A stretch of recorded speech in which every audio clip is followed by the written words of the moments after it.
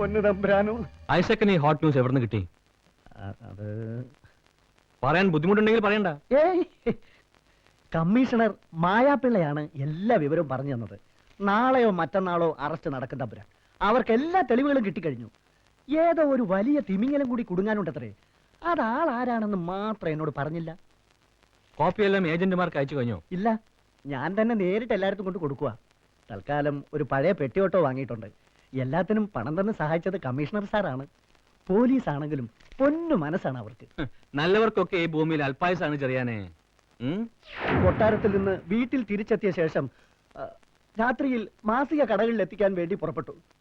വീടിന് പുറത്തേക്ക് വന്ന ഞാൻ കണ്ടത് മാസിക കയറ്റിയ എന്റെ ഓട്ടോറിക്ഷ നിന്ന് കത്തുന്നതാണ്.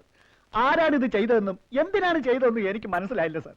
പിറ്റേ ദിവസം പ്രതാപവർമ്മ തമ്പുരാൻ എന്നെ കൊട്ടാരത്തിലേക്ക് വിളിപ്പിച്ചു. എല്ലാ വിവരവും അറിഞ്ഞെന്നും നഷ്ടപ്പെട്ടതിനെ കുറിച്ച് ഓർത്ത് ദുഃഖിക്കരുതെന്നും പറഞ്ഞ് എനിക്ക് കുറേ രൂപ തന്നു. അങ്ങനെ ക്രൈംബ്രാഞ്ച് കളറായി, പ്രസ് ഓഫ്സെറ്റ് ആക്കി, കാറായി, പത്രാസായി. താൻ ചെല്ല്. ഓ,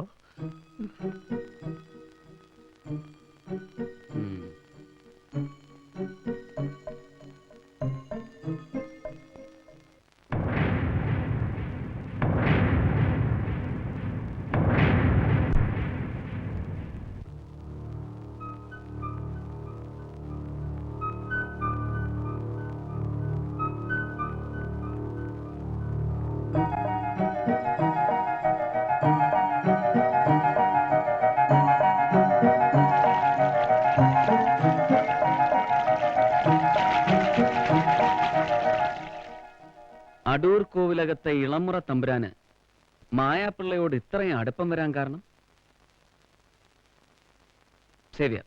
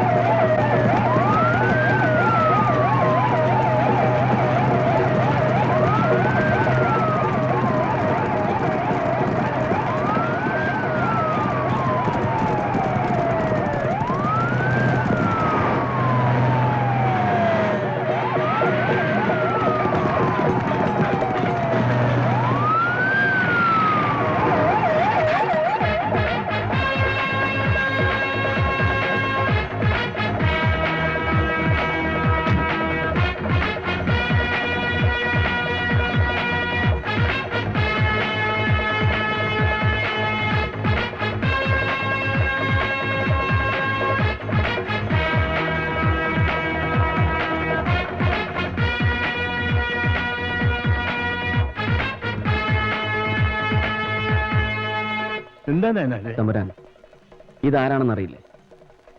അടൂർ കോവിലകത്തെ ഇരുട്ടും വിശപ്പും പീഡനവും സഹിക്കാനാവാതെ ഭ്രാന്തിന്റെ വക്കത്തെത്തിയ അങ്ങയുടെ കൊച്ചനന്തരവൻ. ഉണ്ണി, ഈ വല്യമ്മ അവനോട് ക്ഷമിക്കൂ. നിന്നെ ഇവിടെ വിളിച്ചു വരുത്തി താലോലിക്കാനുള്ള ആഗ്രഹമില്ലാഞ്ഞിട്ടല്ല, അതിനുള്ള അധികാരം. ബഹുമാനപ്പെട്ട മുഖ്യമന്ത്രി ആര് ക്ഷണിച്ചു ഇങ്ങോട്ട്? നിനക്കെന്താ അവിടെ കാര്യം? കാര്യമുണ്ട്. പൊന്നു തമ്പുരാനെ നാട് കടത്താൻ ഞങ്ങൾക്ക് ഈ ഇളയ തമ്പുരാനെ ആവശ്യമുണ്ട്. Mister Prathapavarma, you are under police custody. എന്തിന്? മായാപ്പിള്ള എന്ന മുൻ പോലീസ് കമ്മീഷണറെ മൃഗീയമായി കൊന്നതിന്. നിങ്ങൾക്ക് തെറ്റിപ്പോയി. ഞാൻ ആരെയും കൊന്നിട്ടില്ല.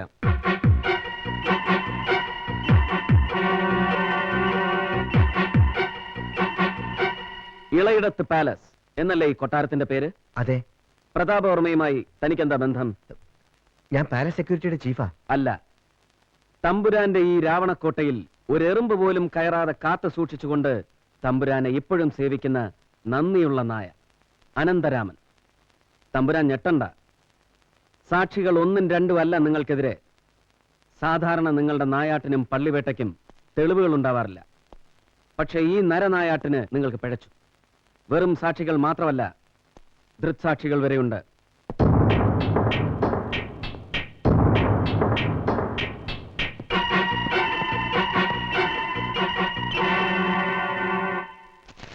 കഷ്ടപ്പെട്ട് കത്തിച്ചു കളഞ്ഞ ഈ മാസിക ഓർമ്മയുണ്ടോ? പ്രതാപവർമ്മ സിറ്റി പോലീസ് കമ്മീഷണറെ എന്തിനു കൊന്നുവെന്ന് ഈ മാഗസിൻ പറയും. മായാപ്പിള്ളയെ കൊല്ലാൻ തീരുമാനിച്ച ഉടനെ ആ രാത്രി നിങ്ങൾ ആദ്യം വിളിച്ചത് DGP പിള്ളയോ മൂസയോ ഒന്നുമല്ല, മായയുടെ അച്ഛൻ ഇട്ടംപിള്ളയാണ്. ഇയാളെ വിളിക്കാൻ പോയത് അനന്തരാമന്. നിഷേധിക്കാൻ തോന്നുന്നുണ്ടോ ഇട്ടംപിള്ളേ? ഇല്ല. ഇനി നീ ഒന്നും വിളിക്കണ്ട, പറഞ്ഞോളൂ അനന്തരാമ. രാത്രി അസമയത്ത് മായപ്പിള്ള തന്റെ ബംഗ്ലാവിന്റെ ഗേറ്റ് തുറക്കണമെങ്കിൽ ആ, മുട്ടി വിളിക്കുന്നവർ അവർക്ക് വേണ്ടപ്പെട്ട ആരെങ്കിലും ആയിരിക്കണമെന്ന് തമ്പുരാൻ പറഞ്ഞു. ഓ, മകളോട് ഒടുങ്ങാത്ത അസൂയയും വെറുപ്പും മനസ്സിലിട്ട് നടക്കുന്ന സ്വന്തം അച്ഛനെ തന്നെ പ്രലോഭിപ്പിച്ച് സംഘത്തിൽ ചേർത്തു അല്ലേ? ഈ പറഞ്ഞതെല്ലാം ശരിയല്ലേ ഇളയ തമ്പുരാൻ? ശരിയാണ്. മോൻ എന്തിനാ ആ വീട്ടിൽ പോയത്? കോവിലകത്തെ പട്ടിണിയും പാടും മായ ചേച്ചിയോട് പറയാൻ പോയതായിരുന്നു. ആ രാത്രിയിൽ ഇങ്ങനെ ഒരു ഗസ്റ്റ് അവിടെ ഉണ്ടാവുമെന്ന് നിങ്ങളാരും കരുതിയില്ലല്ലേ? എന്നിട്ട് ഇവര് ചെയ്തതല്ല, ഞാൻ അകത്തെ മുറിയിലിരുന്ന് കാണുന്നുണ്ടായിരുന്നു. അച്ഛൻ എപ്പോഴും കാശ് കാശ് എന്റെ കയ്യിലില്ല. ഞാൻ ചോദിക്കുമ്പോ ഒരിക്കലും എനിക്ക് തരാൻ നിന്റെ കാശുണ്ടാവില്ല. എല്ലാം കൊണ്ട് ഞങ്ങൾ അടൂർ കോവിലകത്തേക്ക് കൊടുക്കുകയല്ലേ? അതെന്റെ ഇഷ്ടം. പഴയതൊന്നും ഞാൻ മറക്കില്ല. അവിടുത്തെ ഊട്ടുപുരയിൽ ഉപ്പും ചോറും തിന്ന് വളർന്നവളാണ് ഞാൻ. ഞാൻ ആർക്കൊക്കെ എന്ത് കൊടുക്കുന്നു എന്നുള്ളത് അച്ഛൻ അറിയേണ്ട കാര്യമില്ല. നീ എന്ത് പറഞ്ഞാലും ശരി, എനിക്കിപ്പോ കുറച്ച് കാശ് വേണം. അച്ഛന് വേണ്ട കാശ് ഞാൻ നാളെ എത്തിച്ചോളാം. അച്ഛൻ ഇപ്പൊ പോയിക്കോളൂ. തീർച്ചയാണ്. ആ,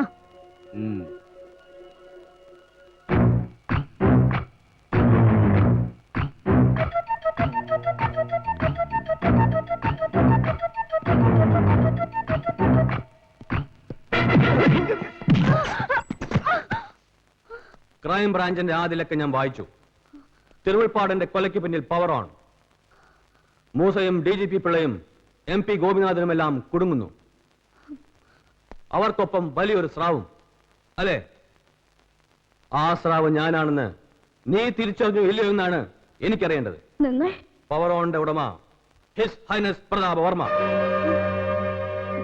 കമ്മീഷണർ കളം മാറ്റി ചവിട്ടിയതറിയാൻ ഞാൻ അല്പം വൈകിപ്പോയതൊഴിച്ചാൽ എനിക്കൊന്നും തെറ്റിയിട്ടില്ല. ഇതുവരെ ഇവിടെ നേരത്തെ തിരശ്ശീലയ്ക്ക് പിന്നിലിരുന്ന് എന്റേതായ സാമ്രാജ്യം ഭരിച്ചിരുന്നതാണ് ഞാൻ. ആ തിരശ്ശീല ചീന്തിയറിയാൻ മാത്രം നീയും അസിസ്റ്റന്റ് കമ്മീഷണർ രാമദേവ നായനാരും വളർന്നിട്ടില്ല.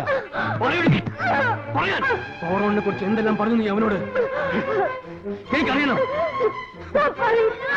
മാപ്പു സാക്ഷി, ശവത്തിന്റെ സാക്ഷ്യം ഒരു കോടതിയും അംഗീകരിക്കില്ല കമ്മീഷണറെ.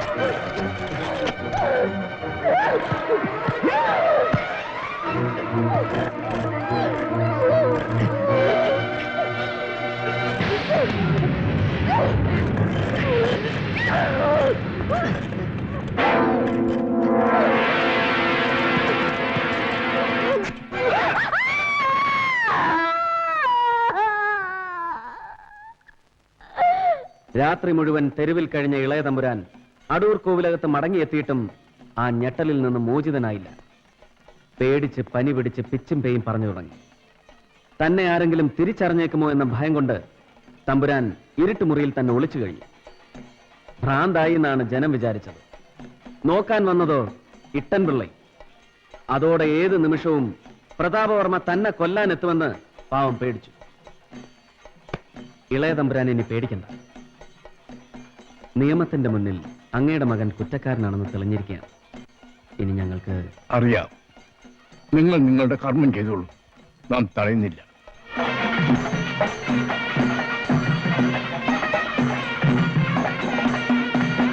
ഒന്ന് തമ്പുരാനെ അറസ്റ്റ് ചെയ്ത്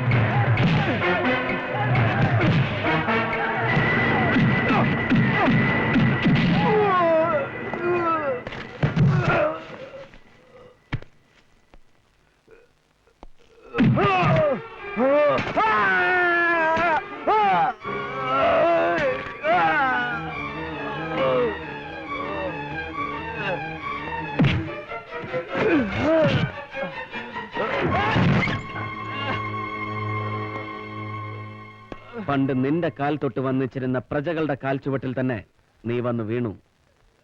രാജകുമാരൻ ഒന്നോർത്തോളൂ, ഈ നാടിന്റെ യഥാർത്ഥ അധിപർ ജനങ്ങളാണ്. അവരെ അടക്കി ഭരിക്കാൻ അവരാരെയും അവരുടെ തലയ്ക്ക് മുകളിൽ അരിയിട്ട് വാഴിച്ചിട്ടില്ല. ഇനി വാഴിക്കയില്ലടാ.